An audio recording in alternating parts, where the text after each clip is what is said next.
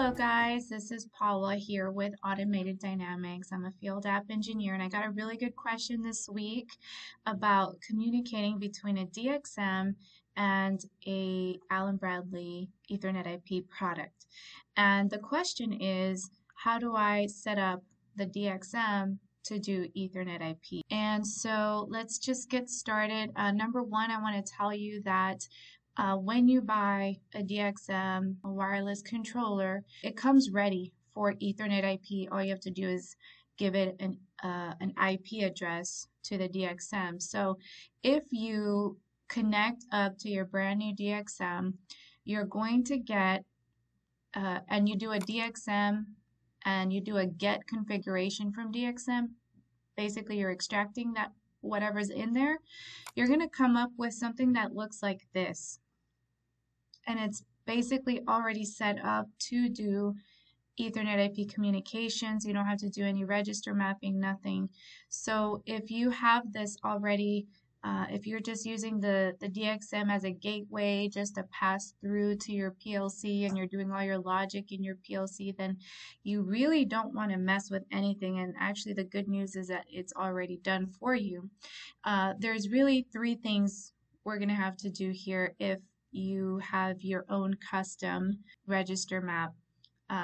So number one, you want to give it an IP address, and you can do that either from the LCD of the DXM, give it a static IP address, or you can go here to your system settings, go to Ethernet, maybe you want to check off this box, you get all the parameters available, and you want to set the IP address here. Maybe you're connected over USB, and then you can send it the IP address that way. So that's number one. Number two, you want to do your register mapping. So you're going to have read rules. You can set them up here, and there's videos on how to do that. And then you're going to set up your write rules, which are your outputs, and you can set them up here as well.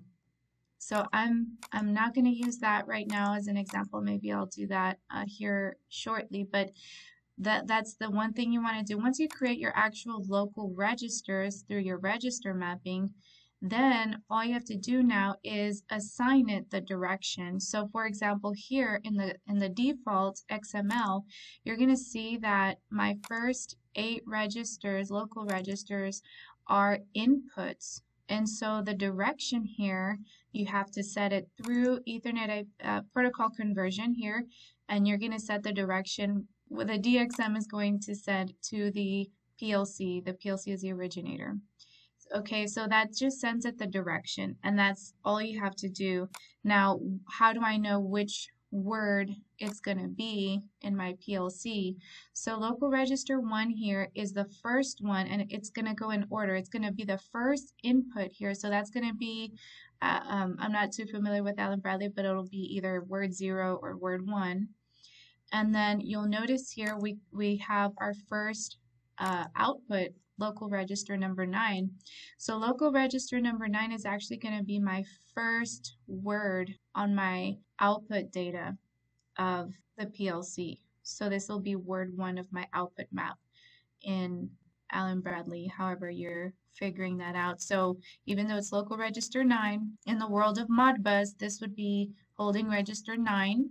And you would access that information through register 9, but in Ethernet IP, this will be word 0 or word 1 of your output map. And so that's kind of how you need to keep up with it. And if you choose to use the default XML, that's probably going to be the easiest thing to do. All you have to do is set the static IP address. Now, the one thing I will warn is that if you use the default XML map, you are limited to a certain amount of input and output data. I believe it's like 225. I'll fact check myself and I'll post it on here with the video editing, but there is that limitation. So if you really have a big network, you're going to want to be careful of how much stuff you bring in here. And then let's just move on, and let's say that you had your own custom map. And let's use our solutions guide here as an example. As you create, like I said, 3-step process again. You give it a IP address, make sure you do that, and then you create your register map. So your register map, your read rules, again, there's videos on how to do that.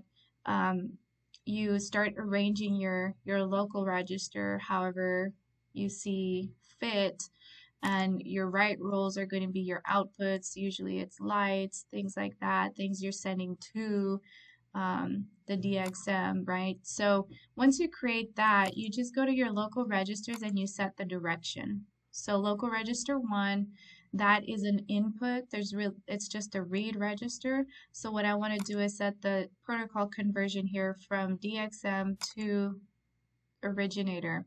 And so now that's been added to it. And so now I can do a file save and send it to my DXM, and that should allow it to be ready to. So sometimes you don't want to send everything to your PLC, and so you just pick whatever makes sense to you. In this case, that's how you would do it. I hope that helped you, and I hope that answered your questions. If you download the default XML configuration, you can go to the website, type in DXM 700 or whatever product you've got, and on the download section there is a product data file that you can download, and it will have the default configuration in case you might have written over it, so it is available for you. I hope this video was helpful, and I will see you in the next one.